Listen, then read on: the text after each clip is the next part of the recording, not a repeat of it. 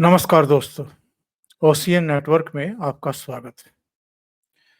हरियाणा के लोगों को छोड़ कर के मुझे लगता है कि बाकी किसी को भी इस बात का अंदाजा नहीं था कि उनके मन में क्या है। बस सब कयास लगाए जा रहे थे कि लोकसभा चुनाव में कांग्रेस पार्टी ने चूंकि 9 सीटें लड़कर के 5 जीत ली हैं और भारतीय जनता पार्टी का वहां पर 10 साल से शासन है और एक ट्रैक रिकॉर्ड ये है कि किसी की भी निरंतरता में तीसरी बार सरकार नहीं बनी है, इसलिए भारतीय जनता पार्टी की सरकार नहीं बनेगी और कांग्रेस की सत्ता में वापसी हो जाएगी।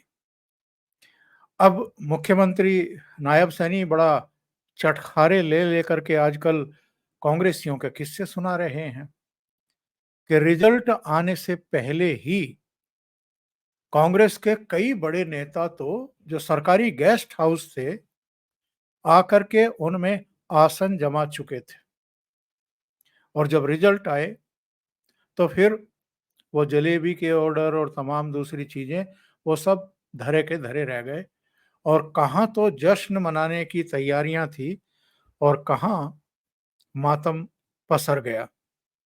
तो कुछ आजकल पता नहीं चलता है कि किस राज्य के मतदाताओं का मूड क्या है। इस समय चूंकि झारखंड और महाराष्ट्र में चुनाव हो रहे हैं, टिकटों का बंटवारा अपने अंतिम चरण में पहुंच रहा है और खास तौर से दो मोर्चे हैं। एक सत्तारूढ़ भारतीय जनता पार्टी, एकनाथ शिंदे की शिवसेना और अजित पवार की राष्ट्रवादी कांग्रेस पार्टी और दूसरा मोर्चा जाहिर है उद्धव ठाकरे, शरद पवार और कांग्रेस के नेतृत्व वाला है। दो तीन चीजें इस समय लोगों के दिमाग में हैं और वो ये जानना चाहते हैं कि जिस तरह के नतीजे हरियाणा के आए हैं, क्या उसी तरह के नतीजे महाराष्ट्र में भी लोगों को चौंका सकते हैं। कई चीजें एक्चुअल में सिमिलर हैं। जैसे हरियाणा में लोकसभा चुनाव में भारतीय जनता पार्टी को 5 सीटों का नुकसान हो गया था।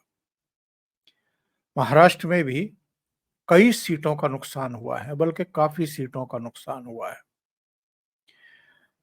हरियाणा के मतदान से पहले मैंने अपने प्रोग्राम में भी कहा था और एक बार मेरे साथ बहुत और शेखर जुड़े थे तो उन्होंने भी ये बात दोहराई थी कि जो कुछ संजौली, शिमला के पास जो संजौली है, वहां की मस्जिद को लेकर के जिस तरह के आक्रोश हमें सड़कों पर देखने को मिले हैं हिंदुओं के, वो सामान्य घटना नहीं है। और हिमाचल में मंडी में भी हुआ, बिलासपुर में भी हुआ, पांवटा साहिब में भी हुआ, कई जगहों पर हुआ। इसके अलावा भी कुछ चीजें हो रही थी, घट रही थी और लोगों की समझ में नहीं आ रहा था कि आम तौर पर तो जो हिंदू जनता है वो इस तरीके से सड़कों पर उतर करके प्रतिवाद नहीं करती देखी गई है पिछले कुछ वर्षों में। कोई बहुत ही बड़ी घटना हो गई है तो अलग बात है। जैसे गणपति की प्रतिमा पर जो पथराव हुआ था सूरत के सैयदपुरा में, वहां हजारों की भीड़ रात में ही इकट्ठा हो गई थी। कई जगहों पर इस तरह की घटनाएं हुई थी। तब हम लोगों ने ये एक संभावना व्यक्त की थी कि जो कुछ हिमाचल में जो पड़ोसी राज्य है हरियाणा का, वहां पर हुई हैं घटनाएं, यानी हिंदुओं के आक्रोश की, उसका असर कहीं ना कहीं हमें हरियाणा के मतदान पर देखने को मिल सकता है। और वो हुआ, असर हुआ और ऐसा असर हुआ कि कांग्रेस तो 37 सीटों पर रह गई अटक करके और भारतीय जनता पार्टी को उतनी सीटें मिल गई जितनी पिछले 2 विधानसभा चुनाव में नहीं मिली। 2014 में भी उसको 47 सीटें मिली थी, 46 या 47 सीटें मिली थी और 2019 में तो घट कर के 40 रह गई थी। जेजेपी का सहयोग लेकर के उसको सरकार बनानी पड़ी थी। तो क्या ये जो घटनाएँ घट रही हैं, बांग्लादेश की घटना अभी पुरानी नहीं हुई है। वहाँ हिंदुओं पर जिस तरह की क्रूरता की गई है, जिस तरह का सलूक उनके साथ किया गया है, उनको घरों में घुस करके ना केवल लूटा-पीटा गया है, बल्कि हिंदू महिलाओं की अस्मत पर हाथ डाले गए हैं। जो वहाँ पर हिंदू बड़े पदों पर कार्यरत थे, उनसे जबरन इस्तीफे लिखवाए गए हैं। उनके धर्म स्थलों पर हमले किए जा रहे हैं, उनको कन्वर्ट होने के लिए बाध्य किया जा रहा है। कुछ हिंदू अफसरों को, यहाँ तक कि पुलिस अफसरों को काट दिया गया और सड़कों पर लटका दिया गया। इस तरह की घटनाएँ वहाँ पर हुई थी और इसका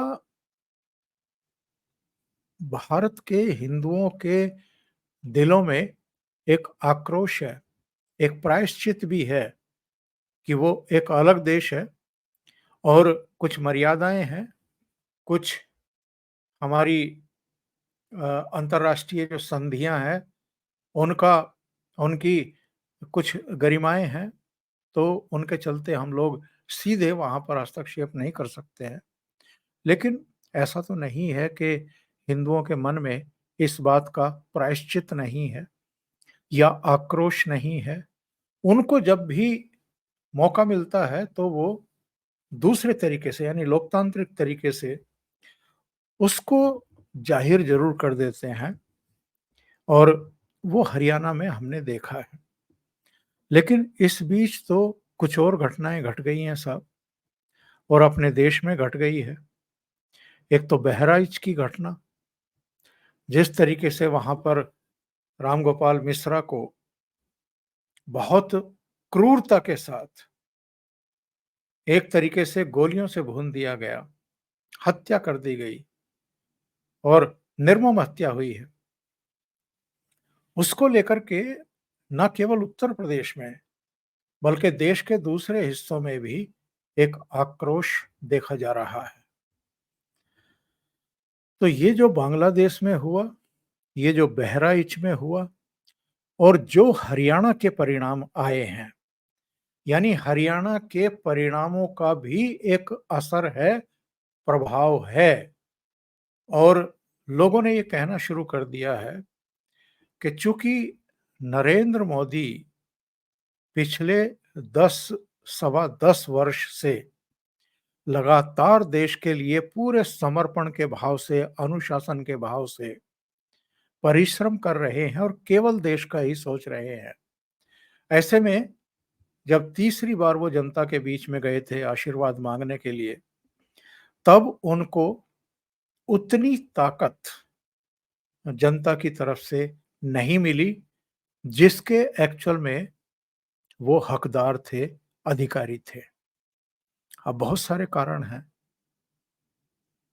कुछ छुट्टियां पड़ जाना, कुछ लोगों का घरों से नहीं निकलना, गर्मी के बहाने या दूसरी वजहों से, या मन में ये भाव आ जाना कि साहब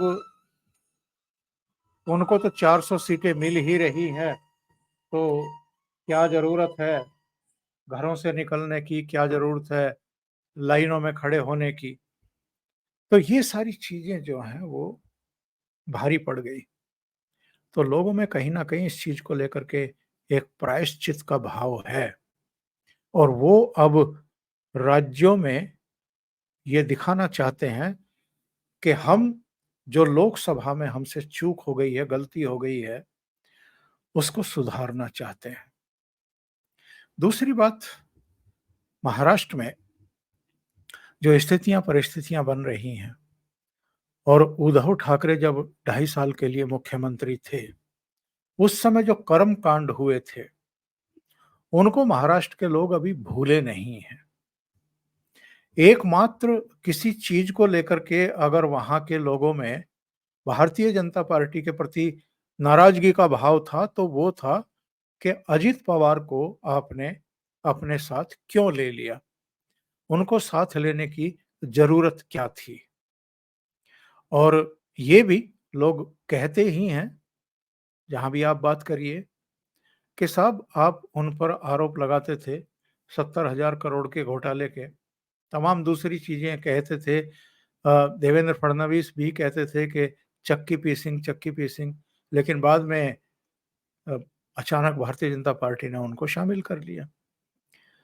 तो जब भारतीय जनता पार्टी के नेताओं से ऑफ द रिकॉर्ड बात होती है, तो वो कहते हैं कि चूँकि 2019 में जब भारतीय जनता पार्टी और शिवसेना को एब्सोल्यूट मेजॉरिटी मिल गई थी और देवेंद्र फडणवीस स्वाभाविक तौर पर निरंतरता में दूसरी बार मुख्यमंत्री बनने जा रहे थे और भारतीय जनता पार्टी के नेतृत्व में बीजेपी और शिवसेना की सरकार बनने वाली थी।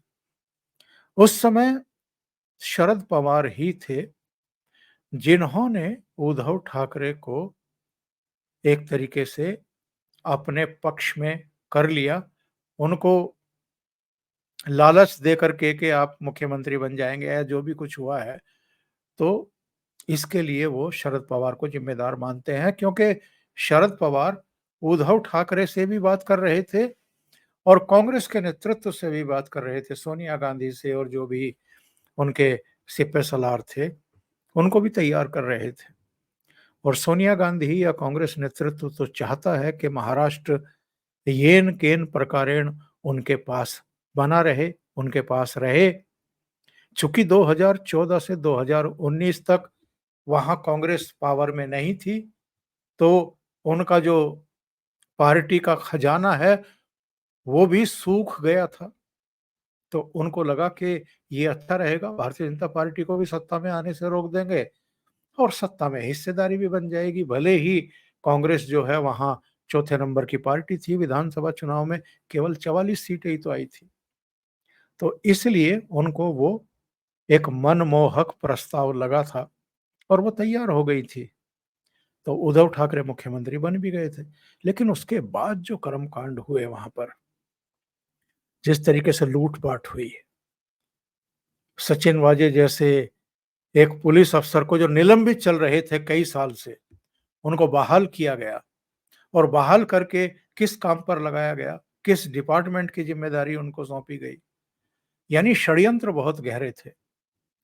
कई पुलिस अफ़सरों को, बड़े पुलिस ऑफ़िसर्स को यूज़ करने की, मिसयूज़ करने की कोशिश की गई।